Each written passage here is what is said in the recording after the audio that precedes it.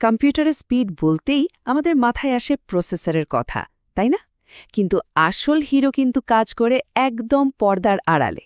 আজকে আমরা memory systems, cache, DRAM, disk বইটার উপর ভিত্তি করে দেখব কিভাবে এই অদৃশ্য শক্তি মানে মেমরি আসলে আমাদের কম্পিউটারের ভাগ্য গড়ে দেয়। তো আসল খেলাটা তাহলে কোথায়?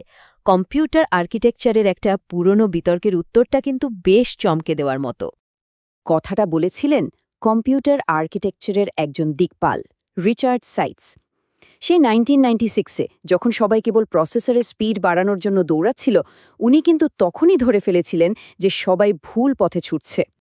ব্যাপারটাকে শুধু একটা মন্তব্য ভাবলে ভুল হবে। এটা ছিল ভবিষ্যতের জন্য একটা বড়সড় সতর্ক বার্তা। মানে সবাই যখন আরও ফাস্ট প্রসেসর বানাচ্ছে, সাইটস তখন দেখছিলেন যে আসল সমস্যাটা জমছে অন্য কোথাও। তো কি ছিল সেই সমস্যা যা রিচার্ড সাইটসকে এতটা ভাবিয়ে তুলেছিল? চলুন সেটাই দেখি। ব্যাপারটা অনেকটা এরকম। ধরুন দুনিয়ার সেরা শেফ রান্নার জন্য তৈরি, কিন্তু তার সবজি আসছে একটা কচ্ছপের পিঠে চড়ে। কম্পিউটারের অবস্থা হয়েছিল ঠিক তেমন।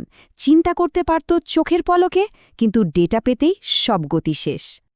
আর এই গতির ফারাকের জন্য যে কি পরিমাণ খেসারত দিতে হচ্ছিল, উত্তরটা এই সংখ্যাটার মধ্যেই আছে। হ্যাঁ, ঠিকই। হাই এন্ড সিস্টেমগুলোতে প্রতি 4টা সিপিইউ সাইকেলের মধ্যে 3টা সাইকেলই নষ্ট হতো, স্রেফ মেমোরির জন্য অপেক্ষা করতে করতে। একবার ভাবা যায়। আর এইটাই হলো সেই কুখ্যাত মেমরি বটলনেক। মানে প্রসেসর যতই পাওয়ারফুল হোক, যদি ঠিক সময়ে ডেটা না পায়, তাহলে তো তার সেই স্পিডের কোনো মানেই হয় না। তো এই বটলনেকের সাথে লড়তে ইঞ্জিনিয়াররা একটা দারুণ কৌশল বের করলেন। এর পেছনের আইডিয়াটা ছিল দারুণ একটা সমঝোতা। মানে সবচেয়ে ফাস্ট মেমরি বানানো তো ভীষণ খরচের ব্যাপার। তাই ইঞ্জিনিয়াররা কি করলেন? তারা বিভিন্ন স্পিডের মেমরি দিয়ে একটা স্তর বা লেয়ার বানিয়ে ফেললেন। এই কৌশলের নায়ক মূলত 3 জন।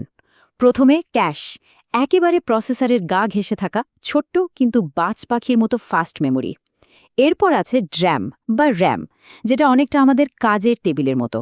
আর সব শেষে হলো ডিস্ক বা হার্ড ড্রাইভ, একটা বিশাল লাইব্রেরির মতো, যেখানে জায়গা অনেক কিন্তু স্পিড অনেক কম।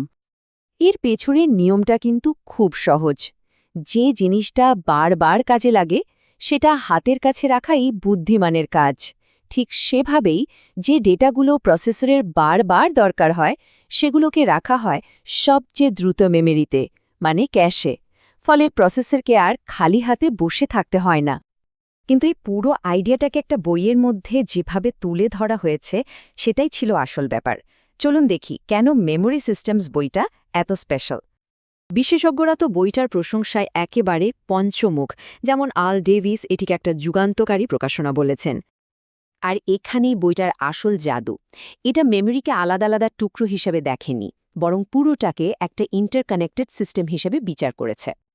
এই যে সামগ্রিক বা হোলিস্টিক দৃষ্টিভঙ্গি, এটা বইটার কভারের গিয়ারগুলো দেখলেই পরিষ্কার বোঝা যায়।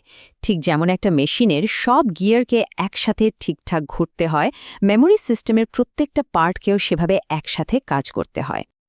বইটার সূচিপত্রটা একবার দেখলেই বোঝা যায় এটা কতটা গভীর।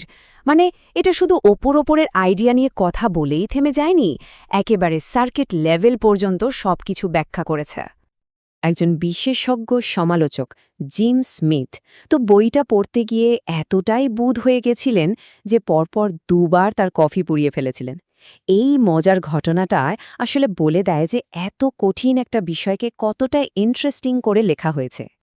তো এই পুরো আলোচনা থেকে মূল কথাটা কি দাঁড়ালো? পারফরম্যান্সের ভবিষ্যৎ আসলে কোন দিকে? মূল শিক্ষাটা হলো, একটা ভালো কম্পিউটার বানানোর মানে শুধু একটা পার্টকে দ্রুত করা নয়। আসল চ্যালেঞ্জ হলো পুরো সিস্টেমটাকে একসাথে সুরে সুরে কাজ করানো। একটা যন্ত্রের গতির চেয়েও সিস্টেমের সিঙ্ক বা সমন্বয়টা অনেক বেশি জরুরি। আর গল্পটা শেষ হচ্ছে একটা বাস্তব সত্যি দিয়ে। রিচার্ড সাইটসের সহকর্মীরা কিন্তু তার কথা শোনেননি। তারা আরও ফাস্ট চিপ বানানোর দিকেই মন দিয়েছিলেন, ফাস্ট সিস্টেমের দিকে নয়। আর তার ফল, তাদের সেই বিশাল কোম্পানি ডিজিটাল ইকুইপমেন্ট কর্পোরেশন আজকে আর কোথাও নেই। মেমোরি ছিল সেদিনের বটলনেক। প্রযুক্তির এই ছুটে চলার পথে প্রশ্নটা কিন্তু থেকেই যাচ্ছে, আমাদের গতির পথে আগামীকালের বাধাটা কি হতে চলেছে।